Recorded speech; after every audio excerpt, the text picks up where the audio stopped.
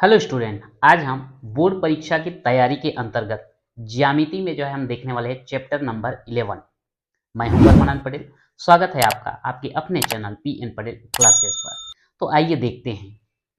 जैसे कि आपको बताया गया था, ज्यामिति में से टोटल 12 अंक के प्रश्न आने वाले हैं, जिसमें से हम चैप्टर 13 और चैप्टर 12 ये दोनों कर चुके हैं।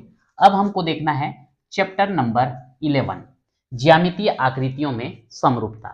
यहां पर एक अंक वाला ऑब्जेक्टिव प्रश्न आ सकता है, या फिर हाँ, ये तो एक अंक का एक अंक वाला ऑब्जेक्टिव प्रश्न आएगा, और ये 4 अंक वाला या तो प्रश्न देगा या फिर प्रमेय दिया जाता है।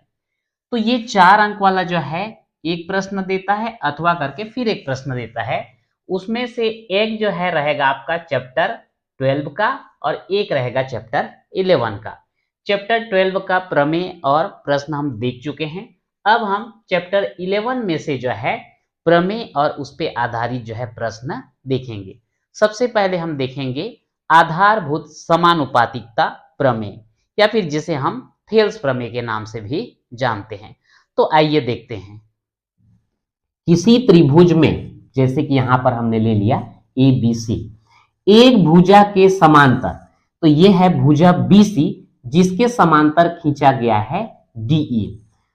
खींची गई रेखा अन्य दो भुजाओं को, ये जो समांतर रेखा खींचते हैं BC के, ये दो भुजाओं को, कौन कौन सा दो भुजा, भुजा AB और भुजा DE को बिंदु D और बिंदु E पर प्रतिच्छेद कर रहे हैं। यहां पर बिंदु D AB को दो भाग में बांट रहा है, और E AC को दो भाग में बांट रहा है। तो कैसे बांटा है? दो भुजाओं को समान अनुपात में विभाजित करती है। वही चीज आ गया अभी, जैसे उसमें L विभाजित कर रहा था और M विभाजित कर रहा था, तो वैसे यहां पर D विभाजित कर रहा है और E विभाजित कर रहा है। अगर AD और DB और AE और EC का अनुपात बराबर हो तो उसी को हम लोग क्या बोलते हैं? समान अनुपात बोलते हैं। तो यहां पर यह आपको एक स्टेटमेंट दिया गया है। तो ये क्वेश्चन जो पूछा जाता है, लिख देगा केवल कि आधारभूत समानुपातिक प्रमेय को लिखकर सिद्ध कीजिए। उस कंडीशन में उसका स्टेटमेंट जो होता है, कथन जो होता है, ये भी आपको याद करना पड़ेगा। तो आप इसको ध्यान में रखेंगे। किसी त्रिभुज में एक भुजा के समांतर खींची गई रेखा अन्य दो भुजाओं को समान अनुपात में विभाजित करती है। अब प्रमेय सिद्ध करने का एक सिस्टम होता है। सबसे पहले तो यहां पर हम लिखते हैं ज्ञात है। तो ज्ञात है में क्या? किसी त्रिभुज में एक भुजा के समांतर खींची गई रेखा, इतना हमारे ज्ञात है के अंतर्गत आता है। तो हम त्रिभुज ABC लिए और BC के समांतर एक रेखा कौन सा खींच दिए? DE खींच दिए। ये हमारे ज्ञात है के अंतर्गत आएगा। तो लिख देंगे त्रिभुज ABC में DE समांतर BC, ये हमारा ज्ञात है, मान के चलिए। सिद्ध करना है, सिद्ध क्या करना है इसमें? ये जो समांतर रेखा खींच रहे हैं अन्य दो भुजाओं को समान अनुपात में विभाजित करती है। हमको ये बताना है कि ये जो आप रेखा खींचे हो, जो कि दो भुजाओं को दो अलग अलग बिंदुओं में प्रतिच्छेद कर रही है, तो यहां पर ये समान अनुपात में विभाजित कर रहे हैं, हमको प्रूव करना है। तो समान अनुपात कब कहलाएगा? अगर AD बटे DB, AD बटे DB और AE बटे EC, AE बटे EC, ये दोनों अगर बराबर हो जाएं तो हमारा जो बोला गया है वो कथन सिद्ध हो जाएगा। अब कोई भी प्रमेय को सिद्ध करने के लिए अगर रचना की आवश्यकता होती है तो हम वहां पर रचना करते हैं, ताकि आसानी से इसको सिद्ध किया जा सके। तो रचना के अंतर्गत हम ये देखते हैं कि यहां पर B को E से मिला देते हैं। तो मैं इसको डॉट डॉट करके मिला रहा हूं। C को D से मिला देते हैं, और यहां पर बिंदु D से इस भुजा में लंब खींच देते हैं ऐसा, और बिंदु E से यहां पर खींच देते हैं लंब ऐसा। मान लेते हैं ये है F और ये है जी। तो यहां पर क्या क्या रचना हुआ, ई एफ लंब ए बी, ई एफ लंब ए बी व डी जी लंब ए सी खींचा। दूसरा क्या किए, बी को ई से और सी को डी से मिलाया, बी को ई से व सी को डी से मिलाया। ये हमने रचना किया। अब इसके बाद सिद्ध करने के लिए जो भी हम तर्क देते हैं, सूत्र का उपयोग करते हैं, वो जो है आता है उपपत्ति के अंतर्गत, और यहीं पर जो है उपपत्ति में ही हम प्रूफ करते हैं AD बटे DB बराबर AE बटे EC को। ठीक, अब यहां पर देखिए, अगर हम यहां पर देखें तो इस तरफ जो है ये त्रिभुज ADE और त्रिभुज BDE, दो त्रिभुज मिलेंगे। अब यहां पे कंफ्यूजन स्टार्ट हो जाता है, ADE BDE यहां पर हम लिखेंगे। ठीक है,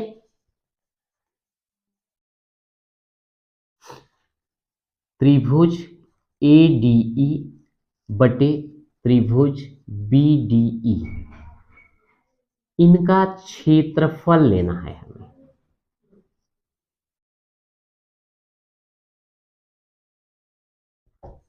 हमको पता है कि त्रिभुज का क्षेत्रफल के लिए क्या होता है, 1/2 गुणित आधार गुणित ऊंचाई।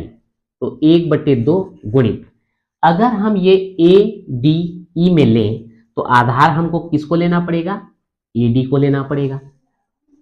आधार AD, ऊंचाई कौन सा होगा, जो लंब है। तो ADE के लिए लंब कौन सा मिल रहा है हमको, ये EF, तो वही जो है EF लंब होगा। ठीक वैसे ही त्रिभुज BDE का लें, त्रिभुज BDE, इसका क्षेत्रफल लें तो आधार क्या लेना पड़ेगा हमको, BD लेना पड़ेगा, 1/2 गुणित BD गुणित। अब इसके लिए, अब यहां पर अगर हम देखें कि ये BDE को अगर लेते हैं तो आधार तो हमने BD ले लिया, पर ऊंचाई कौन सा होगा, तो ये BD से तो कोई लंब है नहीं, लेकिन BD को आगे बढ़ाने पर लंब हमको कौन सा मिल रहा है, EF ही मिल रहा है, तो वही वाला लेना पड़ेगा हमको। तो यहां पर हो जाएगा EF। तो ये 1/2 1/2 EF कट गया, तो यहां पर हमको मिलेगा क्या, त्रिभुज ADE का क्षेत्रफल बटे त्रिभुज BDE का क्षेत्रफल बराबर AD बटे BD। समीकरण नंबर 1 करके रख देते हैं। ठीक है, अब उसके बाद अगर हम इधर से लें, इस साइड से, तो फिर से त्रिभुज ADE का क्षेत्रफल और त्रिभुज CDE का क्षेत्रफल लेंगे। अब त्रिभुज ADE का क्षेत्रफल बटे त्रिभुज CDE का क्षेत्रफल। यहां पर एक चीज का कंफ्यूजन हो रहा होगा आप लोगों को।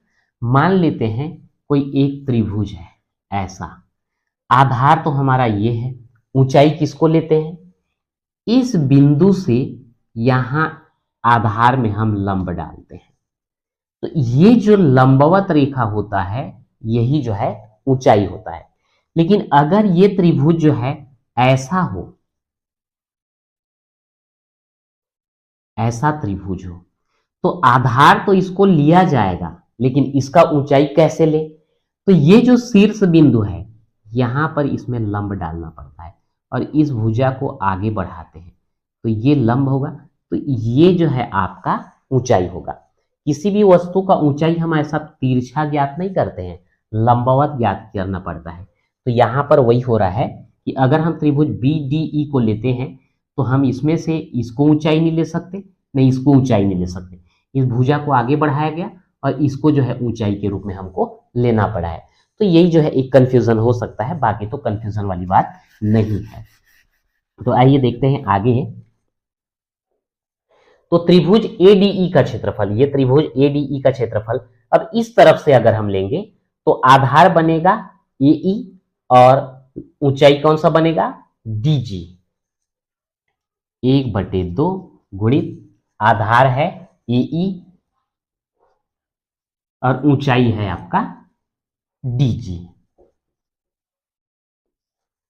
सीडीई का क्षेत्रफल, सीडीई का क्षेत्रफल लेंगे तो आधार ईसी बनेगा 1/2 गुणित आधार ईसी गुणित ऊंचाई डीजी। यहां पर ये दोनों फिर कट जाएंगे तो आपका क्या बचा, त्रिभुज एडीई का क्षेत्रफल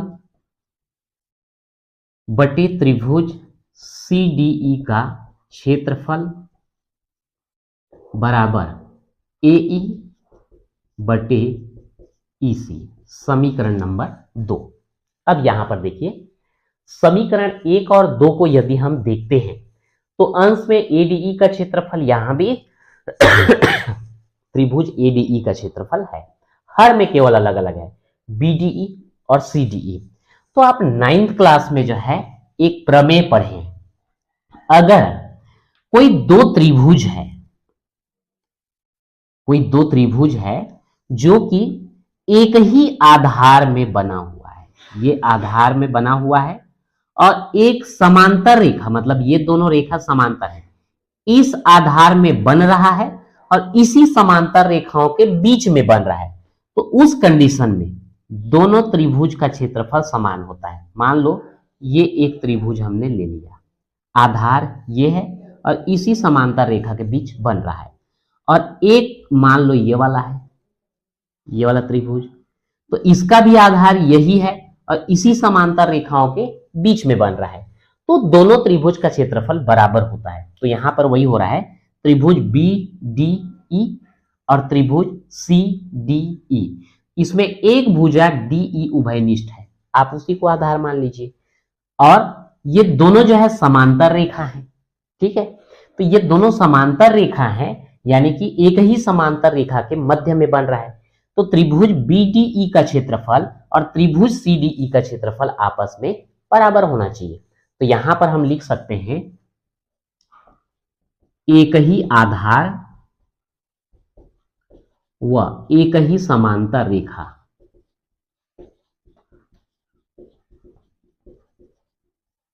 के मध्य बने त्रिभुज का क्षेत्रफल आपस में बराबर होते हैं।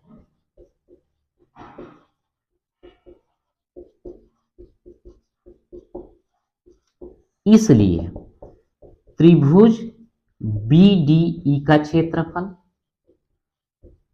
बराबर त्रिभुज सीडीई का क्षेत्रफल, समीकरण नंबर 3 हो जाता है। तो ये बीडीई का क्षेत्रफल और सीडीई का क्षेत्रफल आपस में कैसे हैं, बराबर हैं। तो इस कंडीशन में हम क्या कर सकते हैं, ये बीडीई के क्षेत्रफल के जगह, इसके जगह हम सीडीई का क्षेत्रफल रख देंगे, तो ये भी एडीई का क्षेत्रफल और सीडीई का क्षेत्रफल, ये भी एडीई का क्षेत्रफल और सीडीई का क्षेत्रफल, मतलब लेफ्ट हैंड कैसे हो जाएंगे, बराबर। जब लेफ्ट हैंड बराबर हो जाएंगे तो दोनों के राइट हैंड भी कैसे हो जाएंगे, बराबर। तो हम उतना न लिख करके सीधा सीधा लिख देते हैं समीकरण 1, 2 व 3 से। अगर इन तीनों को एक साथ लिया जाए तो इसके लेफ्ट हैंड बराबर हो जाते हैं, लेफ्ट हैंड बराबर होने के कारण राइट हैंड भी कैसे हो जाएंगे, बराबर हो जाएंगे। तो यहां पर राइट हैंड में क्या दिया गया है, एडी बटे डीबी बराबर एई बटे ईसी, और यही जो है हमको क्या करना था, सिद्ध करना था। तो हम यहां पर क्या कर देंगे, लिख देंगे सिद्ध, और इस प्रकार से ये आपका आधारभूत समानुपातिक प्रमेय जो है सिद्ध हो जाता है। तो हमने आधारभूत आनुपातिकता प्रमेय देख लिया, अब उस पे आधारित प्रश्न भी देख लेते हैं।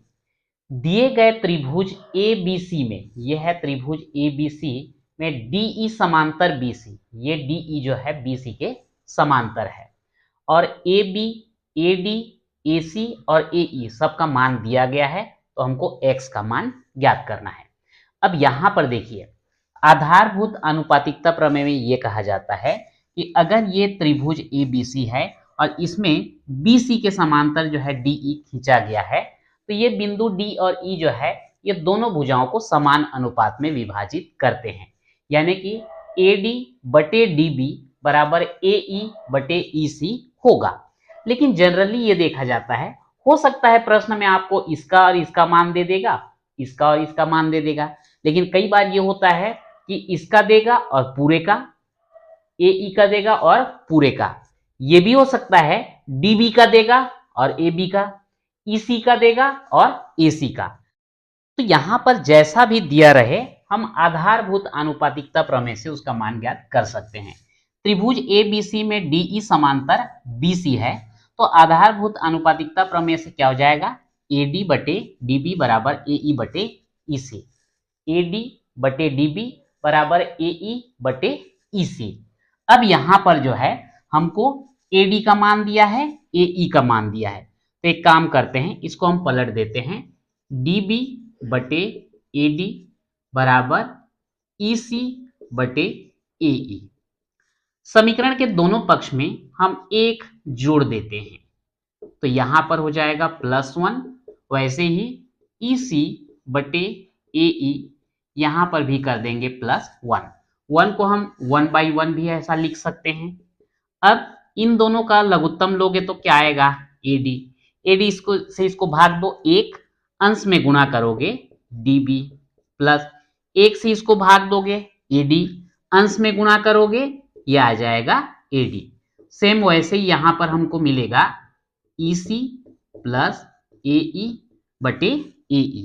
अब यहां देखिए DB प्लस AD दोनों मिलकर क्या मिलने वाला है, AB। तो यहां पे हो गया AB बटे AD बराबर EC प्लस AE दोनों को मिला कितना हो जाएगा, AC बटे AE। अब यहां पर जो है AB का मान हमको दिया है 2x ऋण 2, मान रखिए 2x ऋण 2 बटे में AD का मान भी दिया है यहां पर, ये है x बराबर AC का 2x धन 1 बटे AE का है x धन 2। अब यहां पर जो है तिर्यक गुणा कर दो, x का गुणा 2x धन 1 के साथ, x धन 2 का गुणा 2x ऋण 2 के साथ। अब यहां पे गुणा कीजिए, ये हो जाएगा आपका 2x वर्ग धन x का गुणा इसके साथ करोगे 2x वर्ग, x का इसके साथ ऋण 2x धन 2 का 2x के साथ 4x, धन और ऋण का ऋण 2 दूनी 4। तो यहां पर देखिए ये 2x वर्ग है, ये 2x वर्ग, तो आप ऐसे ही कटा सकते हैं, x ये ऋण 2x और ये धन 4x। तो एक काम करते हैं, इन दोनों को अगर आप हल करोगे तो क्या आ जाएगा, यह आएगा 2x ऋण 4, ठीक है। अब इसके बाद 2x, ये x को राइट साइड लेंगे तो माइनस है, और ऋण 4 को इधर लाएंगे तो धन 4, तो ये 4 बराबर 2x में x घटाओगे तो x, या फिर x बराबर क्या आ जाएगा 2, ये सब सेंटीमीटर में हमको दिया था, तो x बराबर 2 सेंटीमीटर लिख देंगे और ये हो जाएगा आपका आंसर। तो इस प्रकार से आज हमने जो है ज्यामितीय आकृतियों में समरूपता के अंतर्गत जो है आधारभूत आनुपातिकता प्रमेय भी देखा और उस पे आधारित प्रश्न भी देखा। प्रायः इसी टाइप के जो है प्रश्न पूछे जाते हैं। तो आज के वीडियो में इतना ही, मिलते हैं नेक्स्ट वीडियो में।